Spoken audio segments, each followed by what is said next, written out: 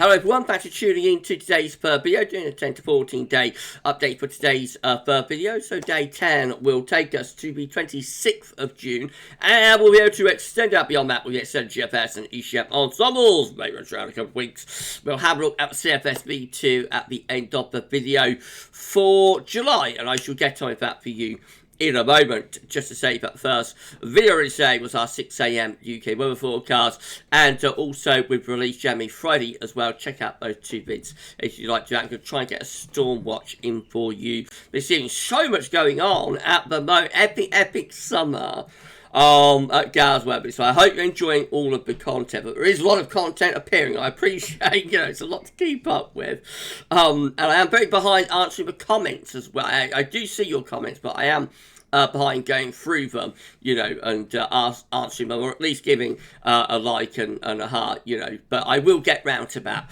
in the next day or so.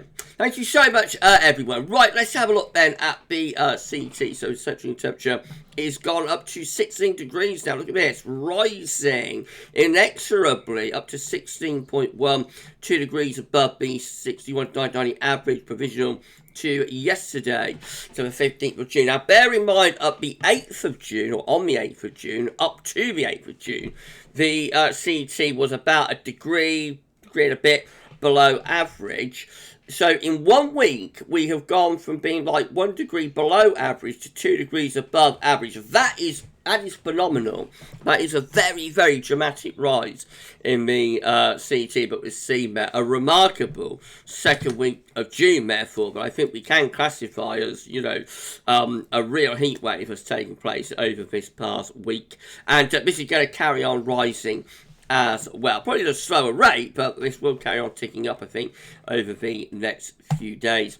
These are the GFS upper air temperature and precipitation ensembles the next couple of weeks. On at Sheffield today, the red line is the 30-year upper air temperature average for Sheffield, starting off significantly above average at the moment and set to stay significantly above average through the third week of June. Into the last week of June, there is a little bit of a cooling trend in evidence, although, having said that, there is a lot of scatter as well, with warmer ensemble members up here, cooler ensemble members down here, and you will notice this very dramatic outlier just here. This is ensemble member number 18. And look how that really takes off and becomes exceptionally hot through the closing days of June. Obviously, it's a very, very clear outlier, or could it be a trendsetter, I wonder. But the overall ensemble looks very warm anyway, for certainly the next week to 10 days. Precipitation-wise, there'll be lots of dry weather over the next few days. There will be some thunderstorms coming up from Sunday into Monday, though, and then beyond that, it's rather mixed actually for Sheffield as we go through to the final week of June. Will be further showery bursts coming and going there by the look of it. Temperature anomalies on the 16th, 24th of June, warm on average, a very warm week to come. Precipitation anomalies on the 16th, 24th of June, wetter than average in the north, and just a little bit on the dry than average side further southwards. Latest Windflow Map from earth-nullschool.net shows that high pressure remains in control of the weather for today with very light and variable winds. However, we have got an area of low pressure in the Atlantic. That will be the trigger for some thunderstorms later on in the weekend. More about that in Stormwatch later. Right, okay, let's go through chart data. Mid-South Lake UK Met Euro is looking for midnight on Monday with a thundery area of low pressure to our south and west. Into the middle of next week, we keep the gradients rather slack, so further showers or a storm can be expected. Second half of next week should see high pressure re-establishing, turning drier and warmer through the second half of next week with the UK Met. Icon, again, with that area of low pressure just to our west and southwest. Further thundery developments are possible through the early stages of next week, and then high pressure again reaching up from the southwest through the second half of next week, bringing particularly warmer weather to the south. Still a little bit on the showery side further to the north and the northwest. This is how the GFS midnight run is looking. Again, we have a thundery area of low pressure close to the country on Monday. That gets out of the way, but we keep the gradients rather flat through to Wednesday.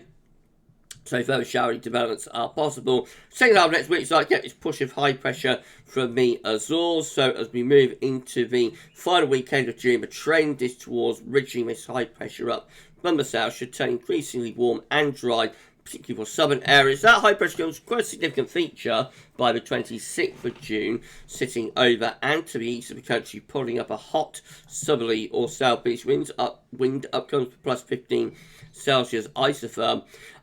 Then low pressure comes in from the Atlantic, cools things down, probably a bit of a fungy breakdown with that again. We finish up looking like this, high pressure from Azores never all that far away. The GFS 6 zebra, again, looking rather showery, thundery even, on Monday, still with that into Tuesday. But for the second half of next week, again, the trend is trying to build this high pressure up from the southwest. A little bit slower doing that, though, as we go into the last weekend of June. So it looks rather unsettled, certainly with the north of the country anyway, through into the last weekend of June. Further south, we do get this ridge pushing up from the south and from the southwest, but turns things significantly drier and also warmer. That's day 10. So by that point, we're starting to pull up some heat from the south into more southern regions. There's the upper air temperature showing plus 15 Celsius isotherm into far south and southeast of the country. That doesn't last all that long. We start to bring low pressure in from the Atlantic Bend. So the closing days of June turn cooler and more showery with winds in from the northwest as we go into early July. If you enjoyed the video, please can you like, share and subscribe. Thank you so much everybody for doing that. Why not drop a comment and let us know what you think about this or our videos, and don't forget to tell friends about GavsWeatherVids.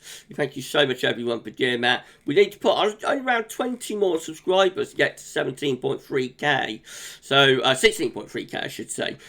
We are on the grind to 17k subscribers, so if you could give us a sub and get us to 16.3k and ultimate target of course 17k, that would be amazing. Thank you so much everyone. GM again on Monday with low pressure close to the country, bringing further showers and or long spells of rain as well. High pressure pushing up from the south as we get through to the end next week. Should turn things drier and warmer in most parts of the country. And then the GM really goes to town for that area of high pressure through the last weekend of June. Up comes plus 15 Celsius isotherm. It turns hot. Up get temperatures to 30 degrees in the south. That's how we look at day 10 with the GM. High pressure over and to the east of the country, drawing up a hot southerly wind. Look at those upper air temperatures by day 10. Real heat wave conditions taking place there. With a plus 20 Celsius isotherm, not all that far from southwestern parts of England. GM turns very hot at around days 8, 9, 10 today. And then the ECM looks like this. So once more, rather showery or thundery on Monday. Showery conditions continue into the middle next week. Then high pressure establishing from the south and the southwest, pushing northwards, turning things drier and warmer into the last weekend of June. That's how we end up with the ECM. Low pressure coming into the north, bringing some cloud rain there. Still mostly dry, very warm and or hot down the south. Upper air temperatures looking very warm to hot in all areas. This is a precipitation forecast based on that ECM run from TibetShow.com. Storms in the west to start the weekend, and then most thunderstorms becoming a little bit more widespread later in the weekend and through to the early part of next week. That goes on until the middle of next week, and then the trend is to start drying things out as we get towards the second half of next week. It should turn dry, especially so for more southern areas. Still some showery bursts in the north and the northwest, but the south should be mostly dry. And as we get to day 10, mostly dry for England and Wales. Still some wet weather though in the northwest. These are the options on the table within the ECM ensembles today for day 10. Gets us to the 26th of June from the Icelandic Met Office. 19 members of the ECM ensembles with high pressure over top of the country. That's going to be both dry and warm. 16 with low pressure out to the northwest. That's going to be a little bit more showery, especially so for the north. 10 with high pressure to our south and east, low pressure away to the northwest. That brings the most unsettled weather into the northwest. The south and east mostly dry, very warm or hot. That does include the operational run. And 6 with high pressure right over top of the country. Again, that will be mostly dry, possible heat wave conditions. In 2 minute time, these are the options that we've got. And this will get to the first day of July. 23 members of the ECM ensembles with a big change off of low pressure dropping into Scandinavia and pulling wind into a cooler north-northwest. That's kind of like what the GFS 6 said was doing right at the very end. 14 with high pressure through the country and out into the North Atlantic, and then another 14 with low pressure somewhere between Iceland and Scandinavia. And again, we bring the wind in from the northwest. So actually, the majority options, if we put the 23 there with the 14 there, the majority option, strong majority option, is to turn things cooler and more showery by the beginning of July, which would be a significant change, of course. CFS V2, 700 millibar height anomaly for July. Looks like this today. This changes day by day, but today very much going with a high pressure theme. So high pressure right over the top of the UK, North Atlantic and into Northern Europe, leading to a hot July in those red colours. A temperature not around 2 degrees above average. No signal for precipitation, but should be a relatively dry July as well. Before we go, do you want to have a look at that outrageous hot outlier? Ensemble member number 18 that we saw there on the ensemble graph. It's quite a remarkable GFS run, so I thought I'd just show you that before we finish. Again, if you enjoyed this video, please can you like, share, subscribe, and show to everybody for doing that. Okay, this is ensemble member number 18.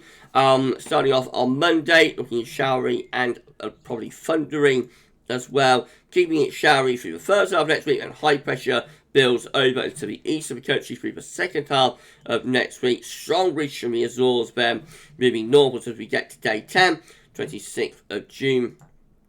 Upper air temperatures already looking very warm or hot. Notice how hot it is to our south across Spain, Portugal and North Africa. Look what happens as that high pressure drifts a little bit further eastwards. We start to bring up that very, very hot air from the south with ensemble member number 18. So that's the remarkable chart that we get for Wednesday the 28th of June. High pressure centred somewhere around the Low Countries, drawing up this slack southerly southeasterly flow. There's the upper air temperatures with the plus 20 Celsius isotherm covering the whole of England and Wales virtually.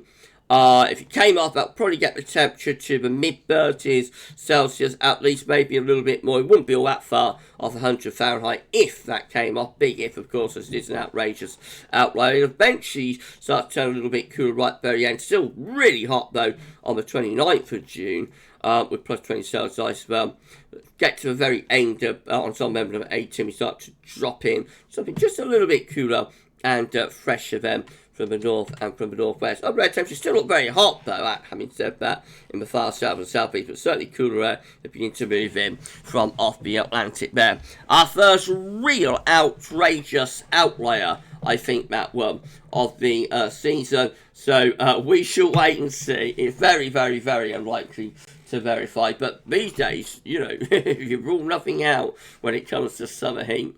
Anyway, we're done. If you've enjoyed the video, please can you like, share, subscribe, thank you so much for doing that. Drop a comment, let us know what you think about this, all of our videos, and don't forget to tell friends about GavsWeatherVids. Thank you so much, everybody, for doing that. For us, right, I'll just tell you what's coming up over the weekend. Going to be a big weekend of content. Actually, very, very, very big weekend at GavsWeatherVids. So tomorrow, it's all going to kick off with 6 AM UK weather forecast. We'll have the East Hampton Air 42-day forecast, weekend forecast, 10 to 14 day, and the 5th update for Glastonbury Festival. So 5 updates coming up for you tomorrow. And then on Sunday, we've got 6 AM UK weather forecast. There'll be a 10 to 14 day in the early part of the afternoon, and then at 7 PM, it's the big one. It's the one you've been waiting for. We are premiering the winter 23-24 NAO forecast. So I shall see you on the red carpet. Get your glad rags on, and I shall see you on the red carpet, and we'll watch the premiere together for the winter 2023-24 NAO forecast at 7 PM on Sunday evening. Wow, wow, wow. For this video, that's all for now, and thanks for watching.